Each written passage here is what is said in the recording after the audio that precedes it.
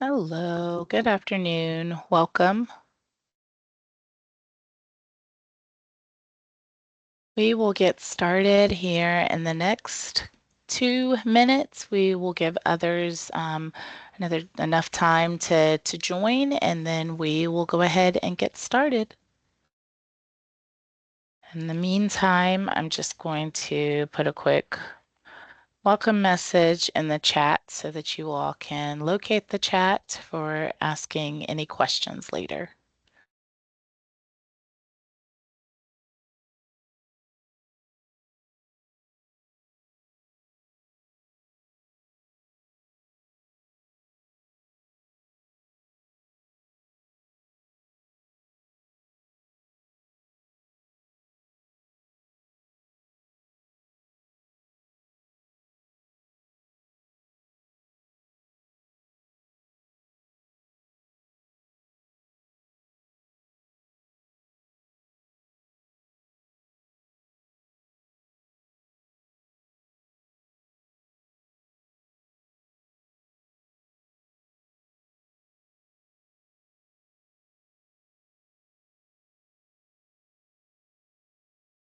All right, I want to be mindful of everyone's time, so we will go ahead and get started. So I am Gwen Cratian. I'm the Director of Admissions here within the USF Health in Asia College of Pharmacy. Definitely want to thank you for joining me today. We'll be talking about our graduate programs offered here within the College of Pharmacy. And real quick, your microphones and cameras will continue to be disabled throughout this meeting. Since there are a few of you on, we do like to use the chat. So again, just in case anyone joined after I had mentioned this, I just put a welcome message in the chat. So just make sure you can locate the chat for any questions that you may want to ask as I go throughout the presentation today. It is being recorded, so I will send this presentation out to anyone who attends the session and to any others who may have registered or interested in learning about the program. So let's keep that in mind. They won't be able to access the chat, but at least be able to see the presentation and the slides. And then, of course, you can refer back to it later if you need to, for those of you who are actually here today. But we will go ahead and get started. Again, feel free to ask any questions as I go throughout the presentation today. I'm happy to take a pause to answer questions, but if it's admissions related questions, we'll probably get to those towards the end. So just kind of keep that in mind. So the agenda for today, I will give you an overview of the USF Health in Asia College of Pharmacy. We're also going to talk about nanotechnology and specifically its uses within the pharmacy field. We're going to talk about careers in nanotechnology. We're going to also talk a lot about our Masters of Science in Pharmaceutical Nanotechnology, which is the reason why I imagine most of you all are here today. We're going to go over the application process. And we'll talk about some graduate certificate options that we have as well. So again, we'll dive deeper into the Tunisia College of Pharmacy and then kind of wrap things up with more of the admissions process and how do you apply. So those types of questions, definitely save those for later because we'll probably get to those a little later. To start things off, the USF Health in Asia College of Pharmacy was actually founded and established in 2009. We first started with our PharmD program, and we started taking students into that program in 2011 and graduated our first class in 2015. And then from there, around 2015, 2016 is when we actually started our Masters of Science in Pharmaceutical Nanotechnology. Now that's a mouthful, so from here on out, you'll hear me refer to it as our MSPN program. So we started that program, and we'll talk a lot about that today. But then after that, we also wanted to offer some graduate certificate options. So with those graduate certificates, a little bit quicker to get those. You do take those courses as a non-degree seeking student, so you're not eligible for financial aid if you're applying for a graduate certificate. But I would say it takes anywhere from, on average, about 15 credit hours to complete a certificate.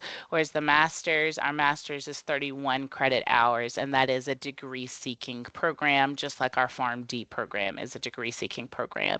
If there's anyone in here interested in our PharmD program, we will have an information session coming up next week. And so I definitely encourage you to attend that to learn more about that particular program. But today's info session will be centered on our MSPN program and the graduate certificates that we have to offer.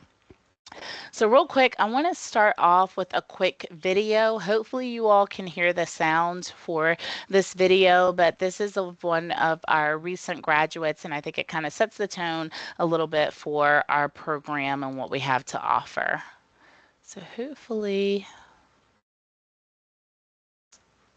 let's see. If it doesn't play, I may have to just, it looks like it's doing something weird.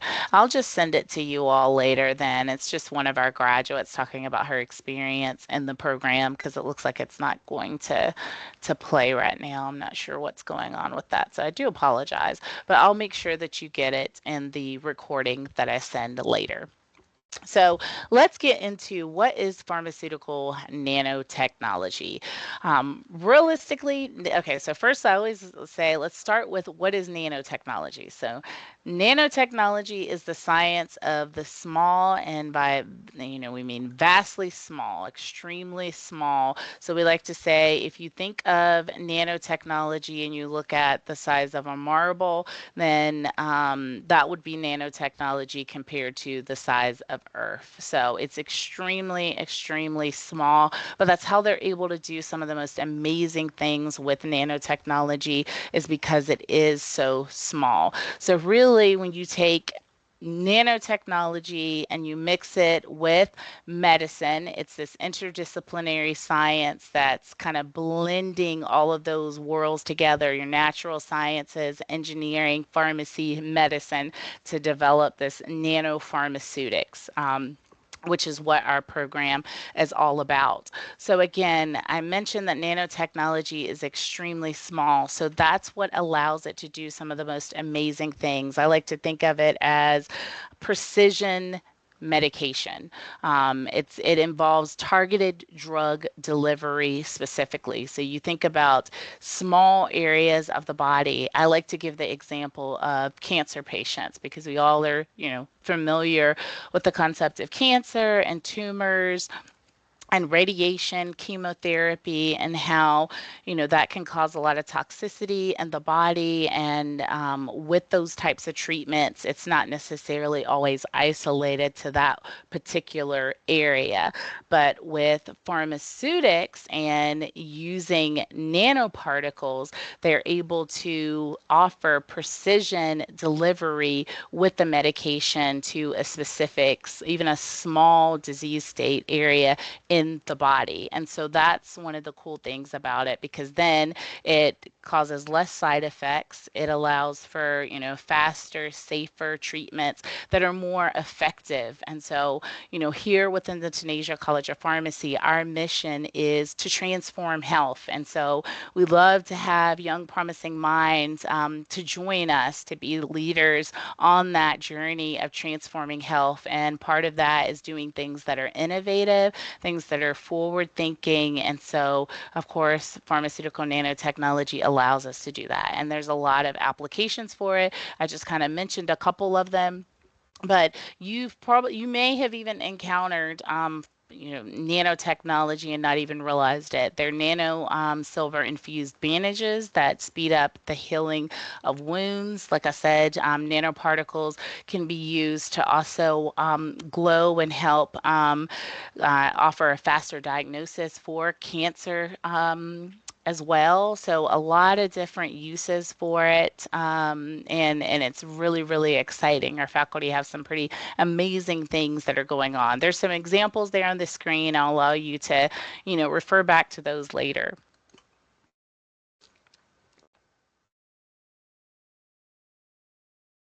And I do apologize. I am getting over a little bit of a cold, so I do apologize if I have to pause for a little bit to take a cough or take a sip of water. So bear with me. Um, we do like to always share with you all some examples of other nanotechnology in the news and other research. So these are just some examples and some resources that you can use, sites that you can go to find out more.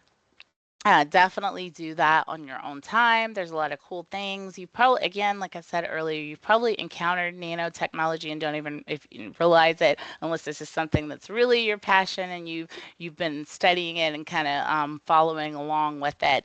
But your phones have nanotechnology incorporated into them, your computers, your laptop, the Intel processors and things like that. They have nanotechnology incorporated into it. Even your sunscreen has nanotechnology in it.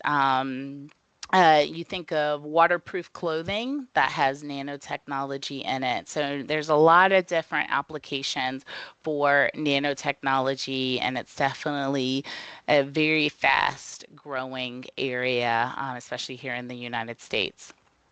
So that leads me into the next slide. So with that, there are over 2,200 nanotechnology companies here in the U.S.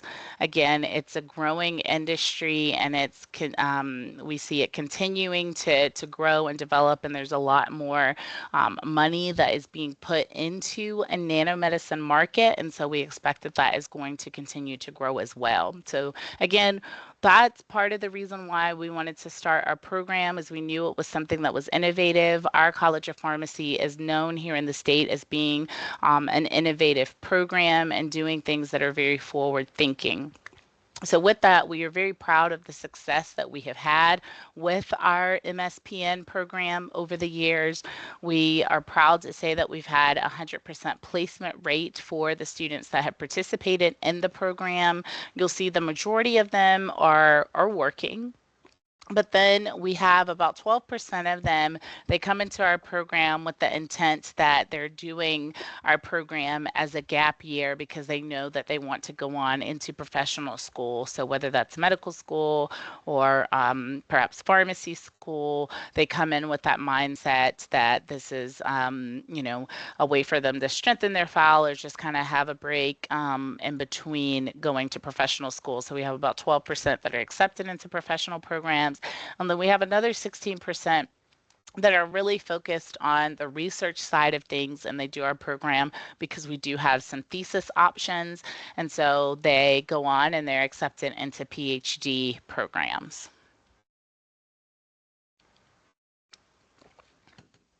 All right, so let's get into the different academic options that we have for you with our MSPN program. So we have our nanomedicine specialization. That is our only specialization. So the other three options that you're going to see listed there, those are our concentrations. Okay. Now what I'll do is kind of talk a little bit about each of these, and then we'll dive deeper into each one after this. So the nanomedicine option, that right now is the only one that you can complete for sure in a year. So you can complete it in 3 semesters. It's ideally designed for individuals that are wanting a gap year experience, like right after they've gotten their bachelor's degree, or perhaps, it's been a couple years after they've gotten their bachelor's degree and they've been working and they're just looking for another quick option to gain some exposure experience and they don't have a lot of time. So they want to do something within a year and get a degree. It is also, the nanomedicine specialization is also the only one that can be completed 100% online. So I just want to say that up front as well. We'll talk a little bit more about that later, but just kind of keep that in mind. It's going to be ideal Again, for anyone, whether they're wanting to go into the professional program or perhaps they already have some experience working in industry, they want to get some more education behind their belts for hopefully better job opportunities, things like that. That's a great option for that. Um, with the other options, they all are designed to be as flexible as possible, but I would say it would probably take you anywhere from a year and a half to 2 years on average to complete the other options. So we have our entrepreneurship in pharmacy and pharmaceutics. That is going to be ideal for anyone who is really interested in working within industry and they want to get some hands-on experience working within industry. Perhaps they already have some research experience underneath their belt. The unique thing about that particular concentration is that you will participate in an internship. So that is one of the nice things about that particular concentration. Then we have our translational and clinical research concentration. This is going to be ideal for those individuals who might be interested in pursuing a PhD program, or perhaps they're wanting to work within the industry, specifically doing some research for a company, but that is their primary, goal and focus and passion is diving in and doing some research and getting a thesis. So you will do a thesis with that particular concentration. And then last but not least is our drug discovery, delivery, development, and manufacturing option. We call it D4M for short, so henceforth I will be calling it D4M because it's a mouthful to say. But if you're interested in doing any type of research in one of those areas, this might be a better option for you if those are the specific areas that you're wanting to do some research in. Again, this is going to be nice for anyone who's wanting to work within the pharmaceutical industry, or perhaps they're wanting to go into a PhD program or go into academia at some point. You will get a thesis with this particular concentration as well. So that's kind of just a quick synopsis of all of them, but let's dive deeper into each one. So again, nanomedicine, this one is the only one that can be completed 100% online. So say you're joining us from, outside of the country or, another state, another area within our state, and you're really needing something to be extremely flexible for you, then you can do this one 100% online. If you prefer to have your classes in person, you can still take classes in person. If there are classes that are being offered in person, you could take advantage of those as well. You could do some online. So you can do a hybrid. You don't have to do it 100% online, but it's available to be completed 100% online if you so choose to do that. So just keep that in mind. Again, this is the only option that can be completed within a year, so 3 semesters. The rest of them, it's going to take you about a year and a half to 2 years to complete. Now, as I go through each of these slides, one of the things you'll notice is with each of the different options, we do have 10 core credits that you would have to take for each of them. So that's going to be the same for everybody with those courses. And then where it's different is the electives that you take. So it really depends on the student, what they are most interested in and what they hope to get out of the program. So I always tell, prospective students that, it's up to you. The curriculum for this program is going to look different potentially for every single student because it just kind of depends on that student and what they're hoping to get out of the program. So once you're admitted into our program, we do connect you with our academic advisor who sits down, meets with you, and talks with you a little bit about your goals, your interests, and what you hope to gain from the program, and to help you with selecting which electives make the most sense for you. So with these different electives, you can pull electives from the different concentrations if you have, say an interest in drug delivery, discovery, development, but you're not necessarily wanting to do that particular concentration. You could take, perhaps a course or two from that particular concentration. So you kind of make it your own based on what it is you're hoping to gain from the program. And so with that, we do, with each of these, have a graduate capstone course as well. And so that allows you to keep track of all the work that you're doing in the program, what you're learning, and to put together a portfolio of sorts that you're able to present at the end, which will hopefully help you with, job interviews and being able to speak to what you learned in the program and how you're able to apply that. So that has been very helpful for students as well.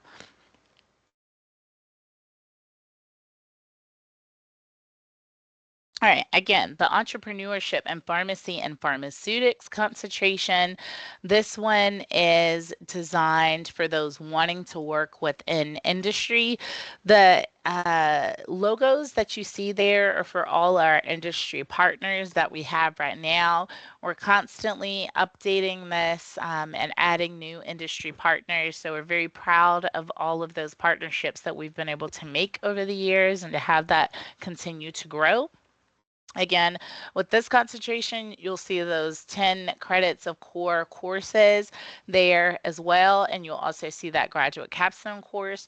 But here you'll see that we have only 10 credits of elective coursework. And whereas previously with the other, the specialization, you saw that there were 19 credits of elective coursework. So you see a little bit less, and that's because here the students do take that invention, innovation, and entrepreneurship course. But in addition to that, they also have their actual internship that they do. Now, we make sure that we place you with an intern partner for this internship. We're not guaranteeing an internship if you do any of the other options, but if you know that you want to do an internship, then this would be the concentration that you'd want to do because it is the one where we're going to work with you on that to make sure that you are, paired and you're doing an internship. So just kind of keep that in mind. And then our translational and clinical research concentration. So again, ideally for those wanting to do research. So with this one, you see those the same 10 credits of core coursework, and then you also see that there's 12 credits of elective coursework here, and then you have 10 credits of thesis research that you have to do as well. And then there's a variety of different, research topics and things like that. You, again, sit down with your academic advisor, talk about your interests. Your first semester with us, you're taking classes, you're getting to know the faculty members, and then kind of thinking through where you want to go in terms of options and research and making connections and to go from there to identify who the faculty are that are going to work with you. We'll provide you with a list of the research that our current faculty are doing. That way you can see who kind of aligns with some of your interests to go from there to pick who's going to make up your committee for your research. And then again, last but not least is our D4M. That's that drug discovery, delivery, and development and manufacturing concentration. So you'll see there we've got those 10 credits of core courses. You'll see that there's only 6 credits of elective coursework here, but then there's also 6 credits of coursework that's specifically in the areas of D4M. And then you have 10 credits of thesis research as well that you'll have to do. Right? So, with the program, there are a variety of topics that are covered. You're going to learn everything from nanoscale with drug delivery systems, nanomaterials in medicine, nanoformulations, all the way through. There's medical biochemistry, complementary and integrated pharmacy, which is basically alternative medicines. There's a variety, pharmacogenomics, a variety of different courses, writing, research writing.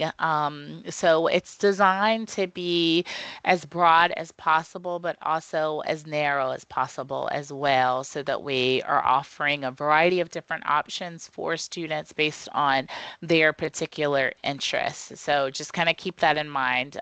So it's real exciting to see the different options that you have and to get to build out that curriculum. So the way that we're able to do that is that we honestly and truly just have a variety of interdisciplinary faculty within our program. We, of course, have our core faculty here within the MSPN program, but we also have faculty, and so those faculty members are part of our Department of Pharmaceutical Sciences department, and so they are our PhD faculty, so they do a lot of research. And so we also have other faculty here within the College of Pharmacy, like our pharmacotherapeutics and clinical research and pharmacy practice faculty. Those are our PharmD faculty. And so they also help with teaching some of the classes as well. And then outside of the Tunisia College of Pharmacy, there are a variety of joint and adjunct faculty, whether it's across USF Health with the different programs that we have, and even outside of USF Health, we have a variety of individuals. And then we have certain guest faculty that come in and speak from other areas, other colleges as well, depending on what their expertise are. So a good variety there. So, and I see that question in the chat, which we are actually about to get to that. So that will be coming up. So with that, there are so many different options for our MSPN program. So I always tell individuals, whatever it is you're thinking, there's probably a career pathway for it, especially if you have that science mindset and you're very innovative and looking to do something that's kind of transformative within healthcare. So with that, our MSPN program is a great option for those that are wanting to further their education. So whether they're wanting to go on into professional school options, pharmacy school, medical school, dental school, veterinary school, our degree is the only one of its kind in the United States. And so we're very proud of that, to have something so unique to offer. So it definitely stands out to see someone with this degree when they're applying to professional schools. Again, whether you're wanting to apply to a PhD in engineering or maybe a PhD in biomedical sciences, it's a unique degree to offer to those programs as well, your expertise. And then, of course, there's all types of other exciting opportunities within the workforce. So whether you want to go into the pharmaceutical industry, biomedical devices, going into academia, public health services, or federal research, there's a variety there for you. There's also so many different career titles and positions as well. So we always like to show you this. This represents our different graduates. We do ask them, and we do survey them to find out what job titles, what positions they have. And these are some of the titles that they have shared back to us that they have had. So oftentimes we get questions about what types of jobs. So you'll see everything listed there, from lab technicians, formulation chemists, toxicologists, individuals working within, medical marijuana industry, and those that are within education as well. So a variety.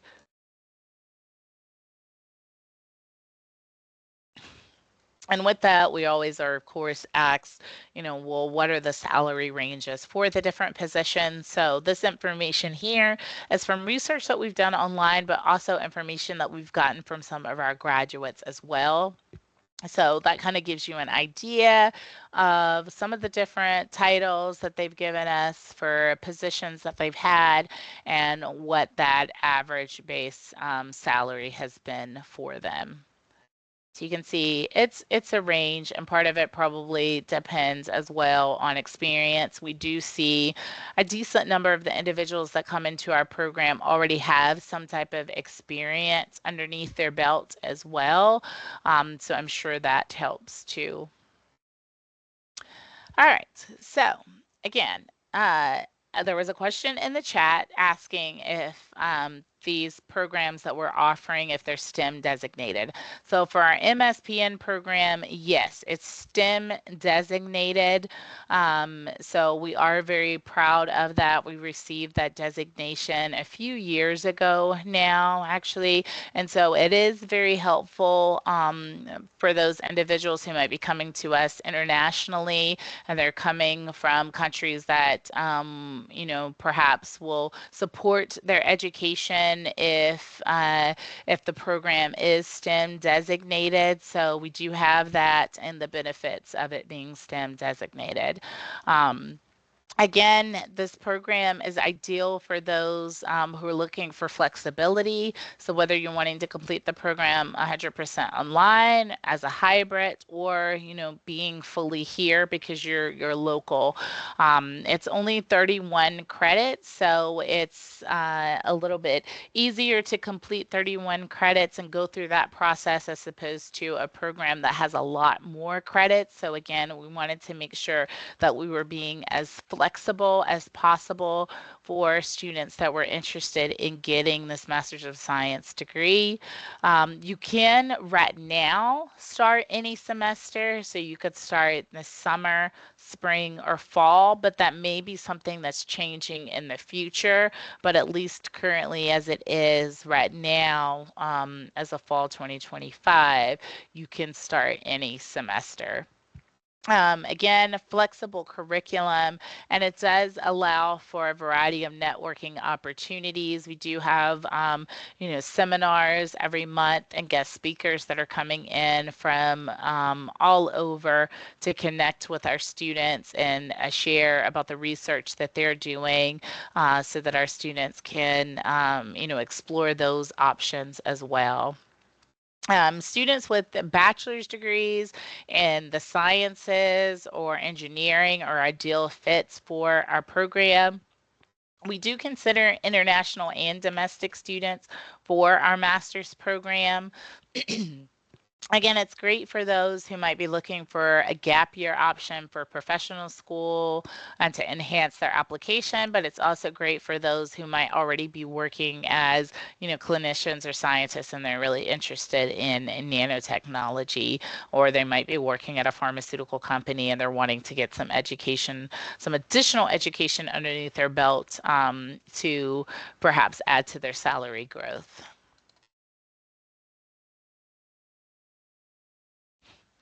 All right, so admissions requirements. You do have an online application that you would submit for our program, to apply to our program.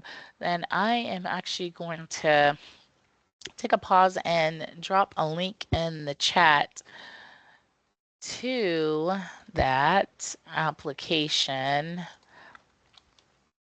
to the page that has all these requirements on it. So if you click on that link, it will take you to a page. You scroll down, it says application requirements. And if you hover over application, that's the direct link to our application. There is a $30 application fee. We do not have any application fee waivers at this time, so just keep that in mind. You are applying directly through the University of South Florida's graduate application when you apply to our program. We do require all of your transcripts from the institutions that you have attended to be sent unless you're a USF student. If you're a USF student, then they will see that you're a USF student and you're not going to have to pay to send your USF transcript. But any other transcripts that you may have would have to be sent. Again, those go directly to USF, and then eventually we get your application from graduate admissions to be able to start processing it. If you're an international student, um, you know, we can look at your transcripts as long as they're in English, but just know that we may request a credential evaluation from you at some point. So just kind of keep that in mind. It may not be requested upfront initially, but once the committee looks at your file, they may say, okay, well, we need that credential evaluation to review your application file. And if that's the case, we'll reach out to you and let you know. English proficiency scores are required for non-native English speakers. So just make sure you have those. IELTS, Duolingo, any of those will suffice. I will drop a link in the chat that has some information related to English proficiency, just in case that's helpful for anyone who may need it.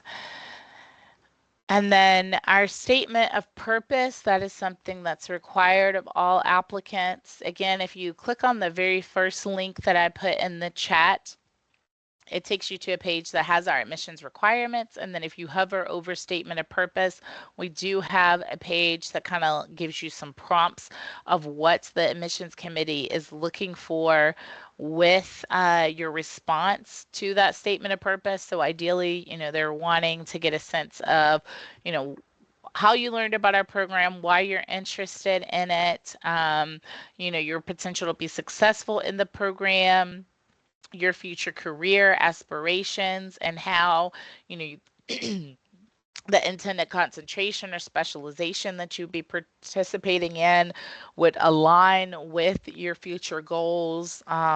So just kind of keep that in mind when you're typing out that statement of purpose. And then we do require your resume or CV. We want to get a sense of what all you have been doing up until this point. And then it's actually one letter of recommendation. I have not updated that yet, so I do apologize. It's only one letter of recommendation that we require right now. It used to be two, but they just recently changed that to one letter of recommendation. And then the GRE is not required. We have not required the GRE since the pandemic, and so that has continued to be the case.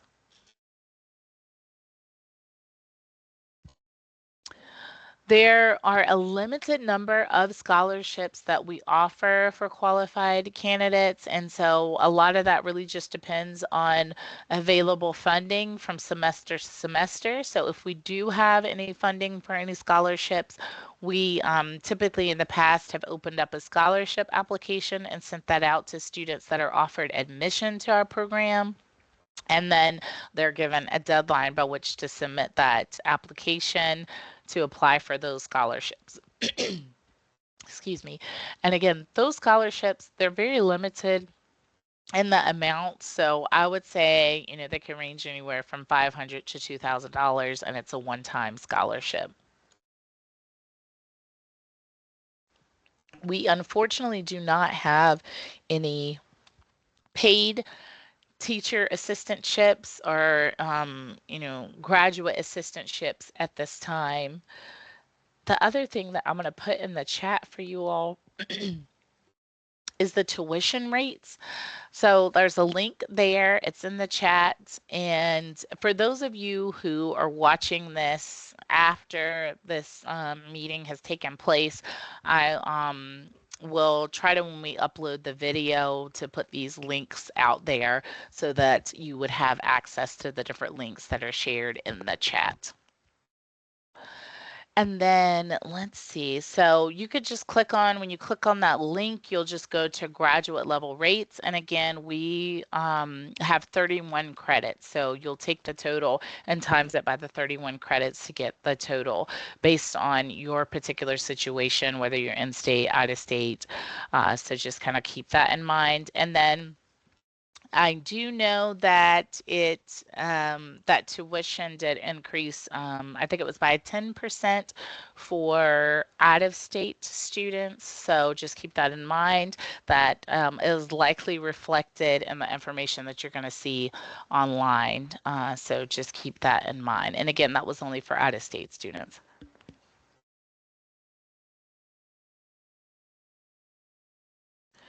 Graduate certificates. We do offer, again, like I mentioned earlier, some graduate certificates. And so those can range anywhere from 12 to 15 credit hours. They can be completed entirely online. But with graduate certificates, do keep in mind that you are taking those classes as a non-degree seeking student. So you will not qualify for financial aid. So just keep that in mind if you decide that you want to do a graduate certificate. It is great for those who might not be 100% sure if they want to completely finish a master's degree and they're looking for an option, then they might consider participating in a graduate certificate, or perhaps their application might not be as competitive to get into the master's program. So they could consider applying for a graduate certificate because, again, you'll be taking those classes as a non-degree seeking student. And if you make a certain, grade in those classes, usually A or B, in so many hours. Oftentimes, if you apply to the degree program, which is the MSPN program, the admissions committee will take that into consideration as a way of, demonstrating your ability to be successful in the program by having already completed one of their certificates and done well in it. We've got some different options for those certificates. We have nanopharmaceutics. That's going to be great for just getting a better understanding of the nanoscale and nanomaterials. We have an option for those who might be interested in going on into pharmacy school. It could be a good option for those wanting to go into medical school as well, but say they don't really, have enough time to do a full master's, but they're wanting to just take some classes or depending on what their schedule is like. Again, so that's that pre-professional pharmacy option. You're going to take those types of science courses that professional schools are looking for. So oftentimes if, students are wanting to do something to strengthen their application file for professional school, they're really looking for them to do science-based courses. And so that's what that option is ideal for. And then we have translational and clinical research and the D4M type of option as well. So if you're interested in the research side of things. So a variety for the certificate options there.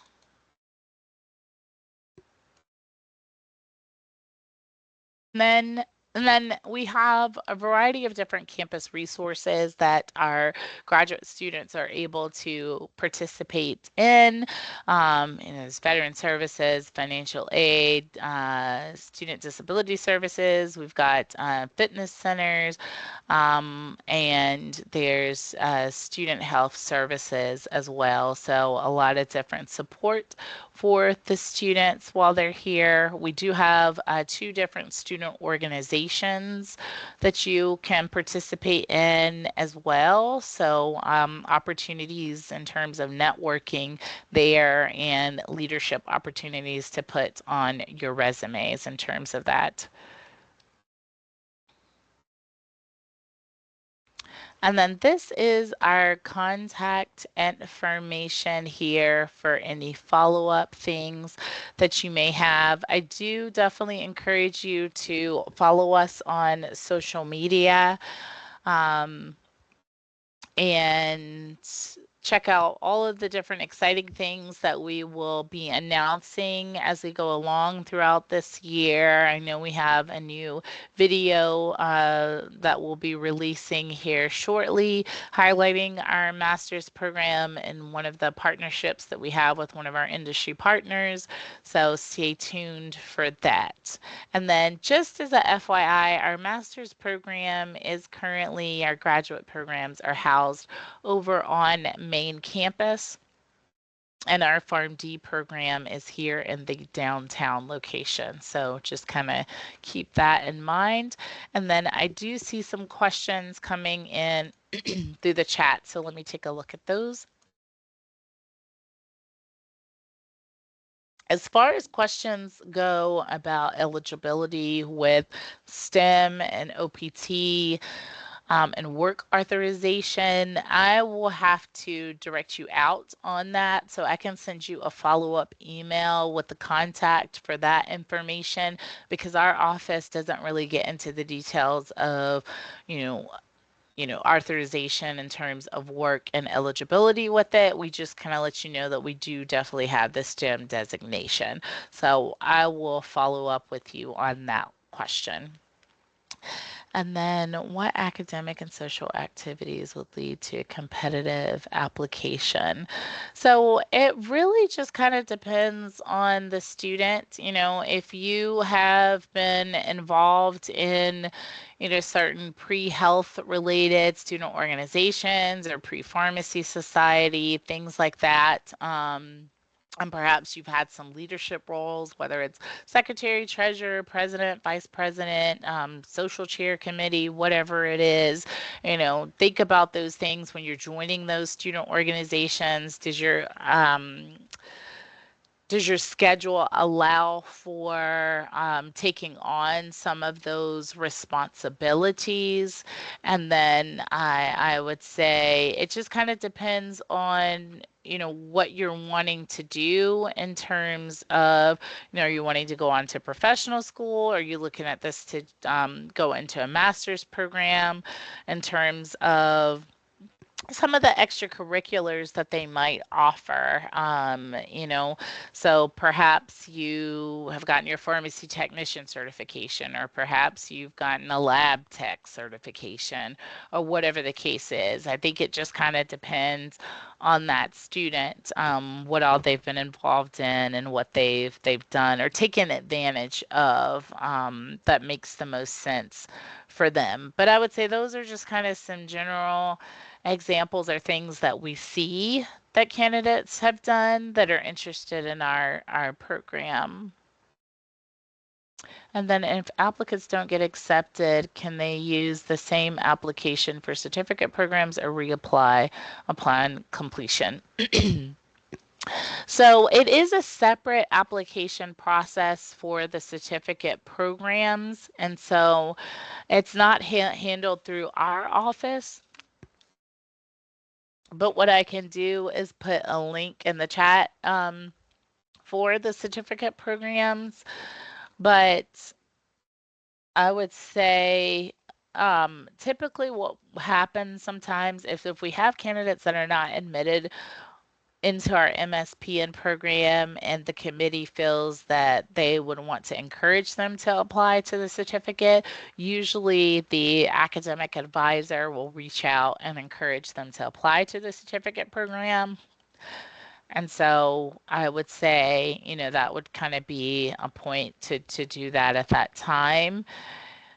And then after completing the certificate, once the individual is on track to complete their certificate, and you would just kind of work with the advisor and admissions office once coming up on completing that to come up with timeline for when would be best to reapply to the master's program as a degree seeking student at that point. So we do not actually have a priority deadline for the master's program. Thank you for bringing up that question because I now am realizing that I completely just bypassed that on the slide here. So I have that information up. We do not have priority deadlines. We just have regular deadlines for the master's program. So for those interested in summer, that deadline is February 15th. For fall, it's June 1st. And then for spring, so coming up, the deadline is October 15th. With our programs becoming more selective, I would say definitely getting your application in by the deadline would be best because I'm not sure if they will consider candidates after the deadline going forward. But if they do, we will make announcements if we're taking any applications after the deadline, or it might just be on a case-by-case basis. But for now, I would say if you're seriously considering our programs, definitely applying by the deadline would be best. And it's rolling. So as applications are completed, we are reviewing those applications and getting decisions out to candidates. Are there any concentrations that can be completed in 4 semesters? So again, it depends on the candidate, but I would say on average for the concentrations that we have outside of the specialization, so the entrepreneurship, research, and then D4M, anywhere from 1.5 years to 2 years would be the time frame on those. So it just depends on how much time the student has to dedicate and how quickly they might be able to get their research done and with the faculty that they're working with. So it just kind of depends. But it could be a possibility. It's another great question. So we have the question of, can you change concentrations after joining a particular program? So we have had individuals come in under one concentration, and then after a semester being in the program, realized that they'd prefer to be in another concentration. So you work directly with the academic advisor with all of that to figure out if you're going to need to change. And so they will assist you with that. So that has happened in the past. So for financial aid, which I'm not 100% sure what the minimum is to be considered, part-time student in terms of your financial aid. So you would just have to keep all of that in mind as far as a minimum number of credits that you would be taking.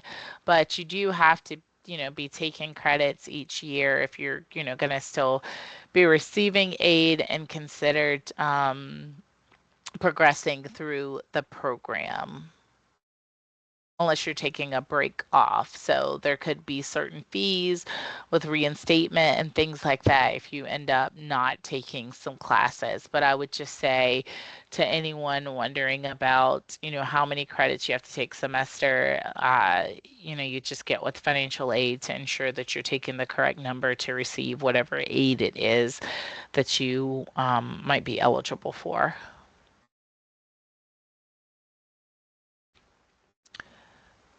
Great questions, everyone. Other things that y'all were curious about? Any other questions that you can think of?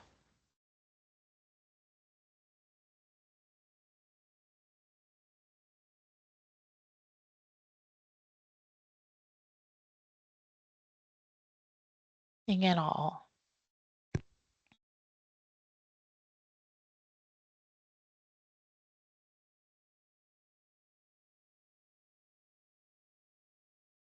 I'm going to stop sharing screen now. I'll give it another minute to see if there's any other questions that you might have. And then for the question about STEM, I'm just messaging our academic advisor to see if she has a quick response to that question. If not, I'll just have to follow up with contact information on that. And then I'll go ahead and put in the chat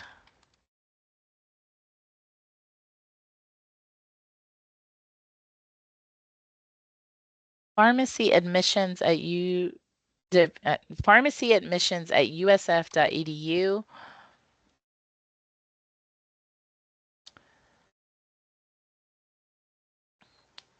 That is our email address. So if you have follow-up questions, feel free to send me an email there and I will follow up with you.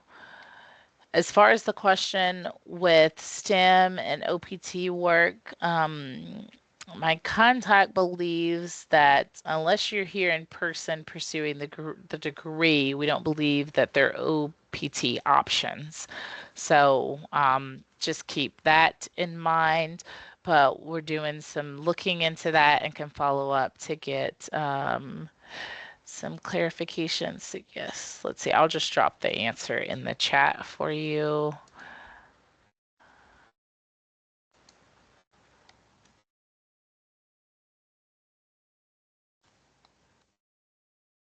Here. All right. Okay. Well, definitely email with any additional questions. If you all don't have anything right now, definitely happy to follow up with you. But hopefully, if you're interested in applying for spring, you're working on your application to get it in by the October the 15th deadline. And I will send a follow-up email with a recording to this presentation from today. And like I said, just follow up with any questions, additional questions that you may think of. And we'll look forward to hopefully seeing your application and definitely wishing you the best of luck as you go on this journey of applying to graduate programs. But I hope everybody has a wonderful rest of your day and week. And definitely thank you so much for tuning in today. Thank you. All right. Bye, everyone.